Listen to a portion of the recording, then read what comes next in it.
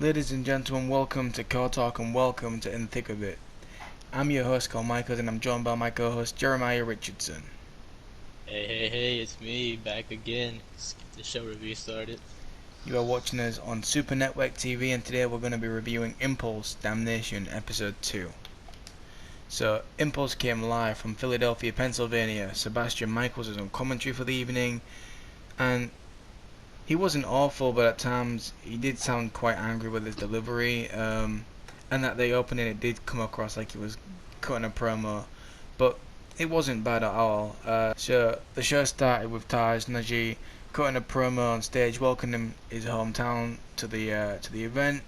Crowd popped for him. Basic welcoming promo, really. Nothing to point out. Match 1, Connor Smoke versus Dave Henderson. Alright, so the match starts out with Henderson jumping the barrier and attempting to get one up on Smoke, but Smoke saw him coming. Regardless of him seeing him coming, Henderson still gets the upper hand here. Henderson with some brutal offense and puts Smoke in the corner. The referee rings the bell. Henderson keeps the offense going, gets a nice set of drop kicks in the corner with a snap suplex on Smoke. Smoke gets up though, comes back with a strike combination and a shin breaker, looking like he's fresh out the gate, like none of that beatdown happened at all. Smoke keeps the offense going though with a brutal backdrop on the ring apron, throwing him back in the ring just to stand him up and hit some more strikes. Didn't even attempt a pin cover here when he should have done, but he didn't. Henderson though counters with an uppercut and takes back the offense, repeatedly attacking the same arm in the exact same way. Henderson with a camel clutch, but Smoke escapes, takes the offense back after a clothesline. Smoke taunts Henderson, and then Henderson counters, hits a clothesline of his own. Henderson taunts on the turnbuckle, repeats the same stuff we've already seen through the match when he has control. Out of nowhere, the mics under the ring stop working or something because nothing was making any sound other than the crowd. A silent double knee facebuster from the middle rope later, and Smoke picks up the win. What did you think of this match? Yeah, it seems like they wanted to throw two heel characters, and obviously one of them played the face when I think Connor Smoke really should have played the face. He did a really bad job of playing a face if he was supposed to be. Yeah, Also, side note of Dave Henderson, can't really expect yourself to be a heel when you come out dressing like a superhero. yes. um, I mean, I really had nothing else really good to say about this match. Like I said, it's like Dave Henderson was forced to be somebody he wasn't in this match. You can obviously tell in the beginning because in the beginning I think he started off with you know, two high risk moves, and then he went into the ground and pound, mounted Mm, punches, and you yeah. can obviously tell like he wanted to do that from the whole get go. Like I think he should have been the face in that match.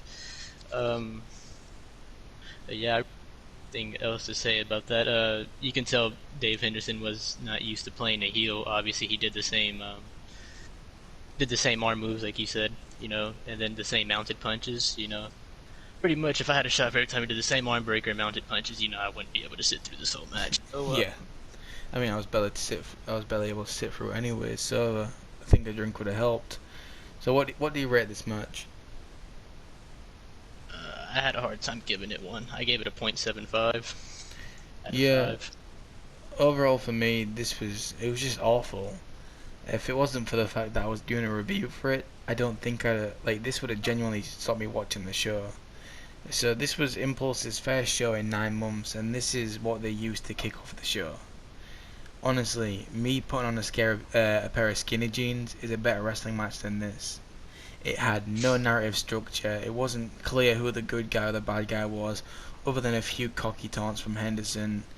I'm gonna give this match a 0.5 out of 5, just because I can't give it a 0. But Yeah. you go ahead.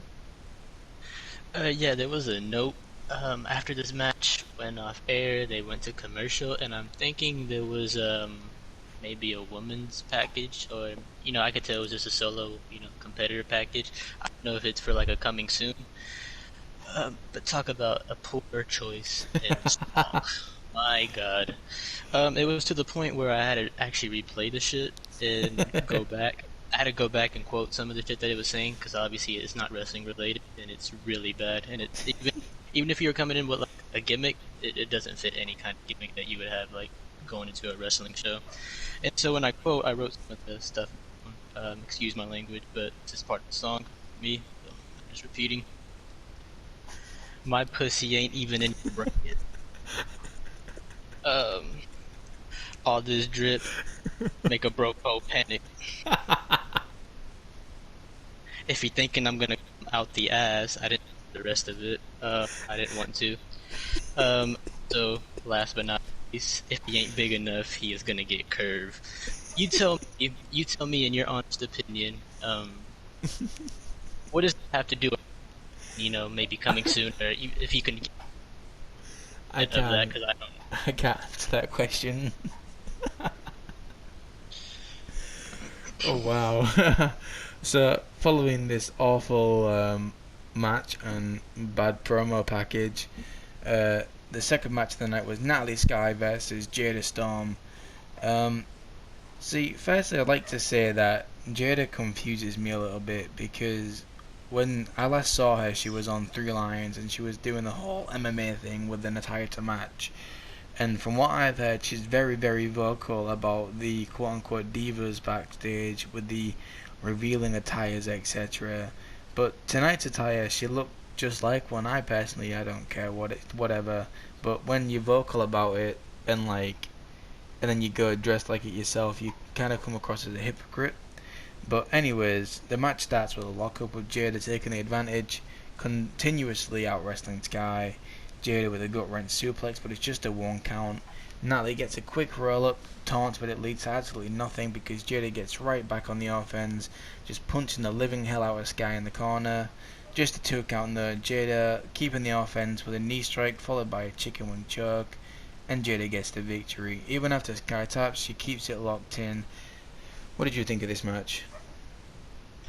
I would have given this match a 1, but the longer it continued for no reason, the more I got disinterested. And obviously, I had the same aspect as you because I do remember Jay and that,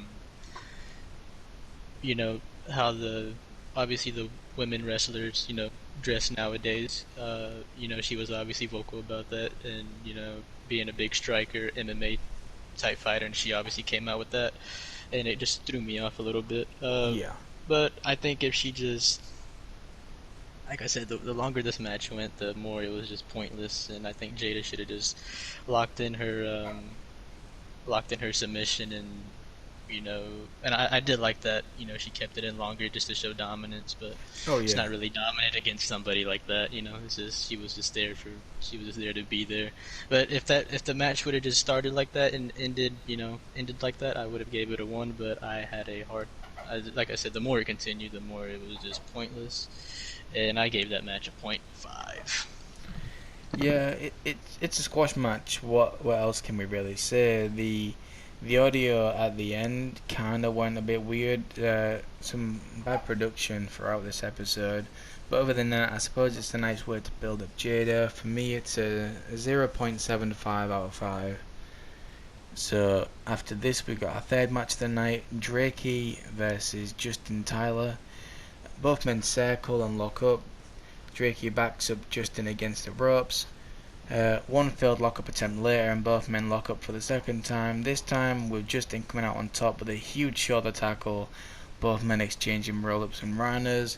Some back and forth flippy offense from both of them. And then they circle again. Exchanging strikes now, and Justin takes the offense with an uppercut, flooring Drakey. Drakey uses his speed to counter Justin, and now it's Drakey on top. Drakey attempts a move from the top rope, but Justin catches him and plants him into the canvas, just a 2 count. Justin with a flurry of offense, really using his speed. Drakey counters while on the apron, attempts a springboard in the ring and gets caught mid-air by an inverted underhook facebuster there.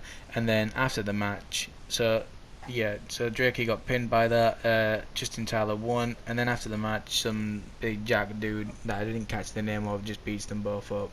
What did you think of this match? I think this match was supposed to get Drakey over, but a problem is when you got two people doing the same fighting style, you're not gonna get Drakey over. Because No. if obviously if Justin would have slowed the pace down and actually set Drakey up for most of his offense, it would have been nice, because people would have actually got behind Drakey, but then it became more of a competition if it was going to do the more flips, and Yeah. obviously Justin won, and this was done a wrong way, and I can tell this match was pre-taped. Obviously, because there was a few moments in the ring where it's just like, I wouldn't want to say teleport, but I don't know. Maybe it just happened that Bad fast. But cuts. obviously, the fact that it's pre-taped and you got a bunch of camera, horrible camera cuts. The fact that it's pre-taped and you still can't get it right, that obviously says a lot about a production team. Yeah. I think the only thing impressive about this finish was the ending, like you said, to Yeah. the face. I think that was actually really impressive. Impressive core strength by Justin. Um, and the key note at the end, when some guy comes out and attacks Drakey and Justin Tyler. He's mean to look vicious, and I get it, but it doesn't do him any favors that after he attacks, I think it was Drakey. After he attacked Drakey, he kind of gasped at the end. I mean, if he's supposed to be built up, if he's supposed to be built up as dominant, it seems like the next time this mystery guy who attacked both of them has the match, it seems like he just needs somebody to take him more than 30 seconds. I don't think that Yeah. attack was 30 seconds, and he was already heavy breathing on the floor after he attacked Drake, so that wasn't a good look for him, even No, if he was supposed to come out dominant. definitely needs to hit that cardio. But what do you rate this match? I had to give it 1.25. Hmm. So yeah, this match wasn't bad, at least compared to the previous two. It did have a lot of production problems throughout, with the whole like weird crowd dips and camera work. But overall, for me, I'm gonna give it a 1.5. That could just be because of like what we saw before it, but Mm-hmm. yeah. So after this, we got the fourth match of the night, which was Raven versus Juliet Bellissimo. So the match starts out with both women circling, and then locking up, with Raven taking the control. After a failed attempt to lock up, they lock up again. Raven takes control again. Raven with some brutal offense, just dominating Juliet. A camel clutch later, and Juliet counters. She starts using her speed against Raven, but it's not long before Raven takes back control. Juliet now counters a move, hits a leg drop for a 2 count. A little back and forth, and Juliet really starts to build up some momentum, and she hits the butterfly lungbow and picks up the win. What did you think of this? Yeah, I think I was actually, when I saw the Raven character, I was actually getting behind it a little bit just because Yeah, of I was the intrigued. look.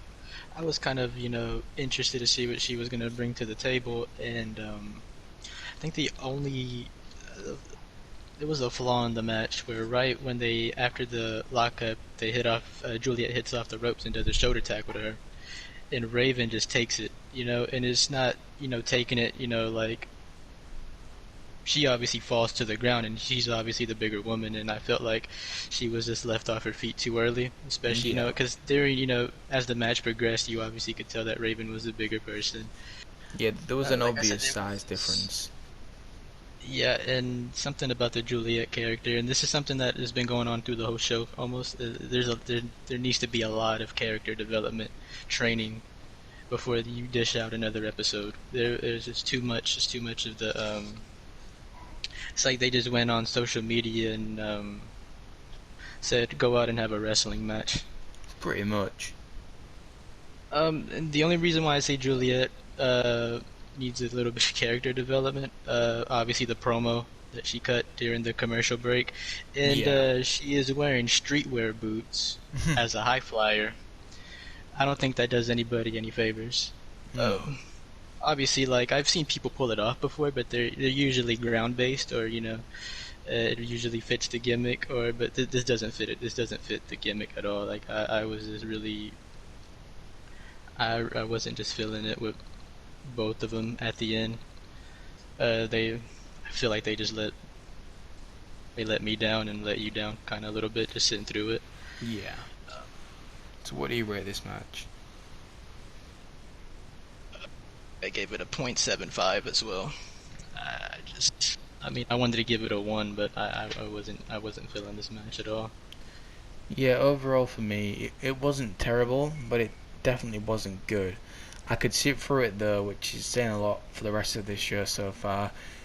Juliet does an okay job as the underdog, but being the bigger woman, I'd have preferred that Raven act like it, and by that I mean use offense that reflected it better. Um, I'm really intrigued by the Raven character, like you say. I'm definitely looking forward to seeing more from her. For me, it is a 1 out of 5. Yeah. Also, there was this one particular spot where I kind of got disinterested in the Raven character, and I think Juliet was like hitting a little bit of offensive flurry in the beginning, Hmm. and she relies on a instead of kicking out aggressively, she goes for a rope break, and I don't think we're like 3 minutes into the match. I'm just like, yeah, this isn't. Yeah, Once I saw that, I got turned off, and this which is why I had to give it a .75. makes But sense. So following this match, we had Gian Valmont come down to the ring, and he says something, I guess. I had no idea what he said though, because the mics had way too much reverb, and it was pretty much inaudible. So whatever he said led right into the fifth match, which was Gian Valmont versus, well, his personal butler. So Gian pokes his eyes, um, and backs him into a corner for a stink face. Gian then makes the butler eat his ass again, hits a big knee and a split leg drop for the win. What did you think of this whole mess?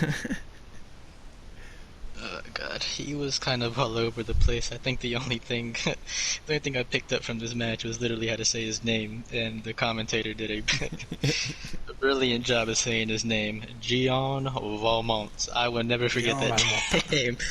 I will never forget that name. You know, and obviously, like when I said character development, and I didn't catch it the first time. I had to go back. Mind you, I had to go back. I saw a guy coming out as a butler, and I was like, oh, okay, here's some character development. You know, obviously he's here for a paycheck, but you know, this is probably this is probably a good character development for him. But obviously he just went in there, got stink faced by his boss, and Yeah, I, I wasn't like, because obviously there was two moves back to back where it ended off with a stink face, and then it went to a vicious knee. Don't you think it would have been smart to pin after that? But no, he has to end them with split, a move that's weaker than the last move that he just hit. So I was just like, why do the split just to pin? Like you yeah. could have just beat him off the knee. Like I with didn't his have really opponent. anything good about to say about this match. Yeah, what would you rate this if you can? Like I gave it a .5. Yeah, I mean it's a squash. What else can you say? Influx definitely needs to fix their mics, but with it being his butler, I genuinely thought it was going to be like a finger poker doom type thing, or where like he just demands him to lay down. Instead, he just sexually assaults his That would have staff. actually been a lot better. That would Yeah, have been yeah. a lot better. Like just tell him to get down, he does, and then he pins him. Like I mean, it makes more sense. He's his boss. He can tell him to do that, but instead he sexually assaults him, and yeah, I mean, if I was the butler, I'd definitely go to human resources, but I agree with this one. I'd give it a 0.5. We then get the Juliet promo that you mentioned earlier. Um, it was just a basic promo, nothing special or different really. Basically, just said that she has respect for Raven and anyone else, and she's not gonna go anywhere. Yeah, nothing you can really point out about this promo. And then we got the match 6 of the night, which, well, at least we thought, Akio Styles versus Taj. Taj's music plays to a big pop. The cameras go backstage to a laid out Taj in catering. Akio picks up a mic and calls Taj lazy for not wrestling him, and then calls the crowd bums. Again, nothing new here. Very, very, very basic promo work. But hey, at least I could understand what he said this time. What did you think of this segment, I guess? I think Akio really had a nice theme song. I was actually like, okay, I'm actually getting behind just a little bit.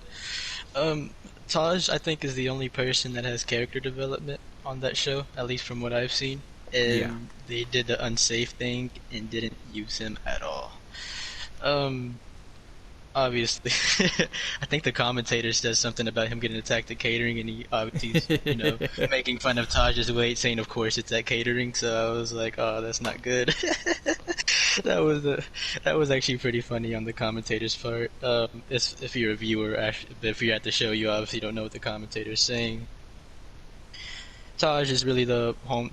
We obviously got it in the beginning. Taj is a hometown boy, and this card really needed that spark, really, especially at this point in their Yeah. co-main event. I think that would have got the crowd happy, but it really just, I think that took the piss out the crowd because I think they were actually really looking forward to having Taj, Yeah, Taj definitely. I performing definitely for them agree. tonight. So from here we went to our main event, which was Zahara versus Ivy Ridge. Both women circle and Ivy taunts the crowd on the middle rope. Very, very dumb move as Zahara just pulls her right off to take the control. Very stupid on behalf of Ivy, but whatever. So Zahara is just beating the living hell out of Ivy. Looks for a punt, but Ivy counters it, runs the ropes. Zahara catches her with a bear hug. Ivy punches her way out, hits a belly to belly, which the commentator referred to as a belly to back, for a 2 count. She keeps the offense going though, hits a drop kick to Zahara, knocking her off the ring apron. Zahara manages to get back into the ring though. Ivy not really capitalizing on this. After swiping the legs right underneath of Ivy and a springboard leg drop for the good measure. Only get to 2 though. Zahara choking Ivy in the corner with a boot. Hits a backbreaker combination, locks in a cloverleaf, and this was pretty cool though. She had the cloverleaf locked in, and she just stands her up and turns her around for another backbreaker. This was pretty cool looking. Very impressive. She keeps the offense going until Ivy kips up and takes control. I didn't like the kip up. I feel like it kind of like no sells everything, but Ivy with some good momentum now is really feeling herself. She gets a double drop kick in the corner, Hurricanrana from the top rope. Only get to 2 count. Ivy just stomping every limb of Zahara. Hits a GTS for a 2 count. Ivy with a straight jacket, but Zahara counters out of it. A little back and forth. Zahara hits a spear for a 2. Ivy picked up for a power bomb, but Hurricanrana Zahara out of the ring. Ivy now with a wrecking ball Hurricanrana to the outside, rolls her back in for another 2 count combination for combination in the corners, and a tiger feint kicker on a turnbuckle. Zahara hits a senton for the win. What did you think of this match? I think after sitting through this whole match, after sitting through this whole show, it was obvious that Ivy needed to win this match. Just to send the crowd home, somewhat happy. Yeah. Especially, since I think they were really interested in seeing Taj, and they didn't get to see it. Just a few flaws in this match. Zahara no sells in the beginning, kicks out at 1 after it was a pretty, good flurry of offense, and it was pretty in depth in the match already to where she didn't need to kick out at 1. That's what kind of threw me off. There was a nice spot where she Ivy starts, picking, gets caught with a spear. Mm. That was actually a really nice move by Zahara to cut off the baby face. There was a flaw in the commentary. There was a break by Zahara in the corner, and he says she's not locking it in properly. If she's going for the eyes, how can you lock in eyes? there, that was just. But I'm gonna give these 2 women on the show the benefit of the doubt here. Yeah. Because after watching it, they were the best match of the night. Obviously, I think they were the main event for the reason. But I'm not gonna count these women out yet. I think they just need a little bit more structure in the ring, and I think they'll be a big threat. I think these should be people that you build around. Ivy has a really cool character. That was she didn't need character development. She just needed a better setup for offense to, and she was making things happen for herself, and it was yeah, this match was better than out of than all the other ones, Oh yeah, and definitely. I had to give it a two. It was Two. really, yeah. Yeah, for me this match was definitely the best match on the card, but to be fair, that wasn't difficult. Credit to both women though, because other than some audio issues, really, the match was somewhat watchable. I'm definitely looking forward to seeing more of Zahara. I'm gonna give it a two as well. Yeah, I feel like compared to the rest of the card, this was definitely the superior match out of the bunch. And like you say, Ivy winning was a must because the crowd was pumped to see Taj and never got to see that. Um, but what did you think of the show overall? I had to give the production and everything a two. Like I said, there's a lot of people who need the character development before they're issued on into a show. If not, they need to go out and scout new talent. Like I said, there was just a bunch of and even then, even that they came in with a certain style of wrestling, there was just like it, their entrance themes didn't fit really either. Yeah, Like most of them, like it was just even the Zahara chick in the end, her theme I don't think fit her at all. It was just but there was there was one comedy thing at the end when the commentator signs off at the end. Just as I thought it could get a little bit worse, commentator signs off, screen goes blank, and all I hear is like his job was just stressful that night, and I don't blame him. But honestly, I had the overall, exact same overall, this reaction. show is just one out of five for the show and Yeah, all. so for me, it really wasn't a good show by any stretch of the imagination. It was plagued with production issues in every single match, whether it be audio or quality. And I'm pretty sure for every one of these matches, both. Sebastian Michaels did a good job on commentary. Well, as good as he could. Like you said, there were certain parts where he messed up, but with this card, I'd have messed up too. You can definitely see a contrast though in like that horrible first match compared to this last match, and like that he really did a much better job other than the eye thing um, compared to the first match. Impulse definitely has potential, but they really need to get better. Otherwise, they'll be downsizing the arenas before you know it. Um, for me, overall, the show was a 0.75.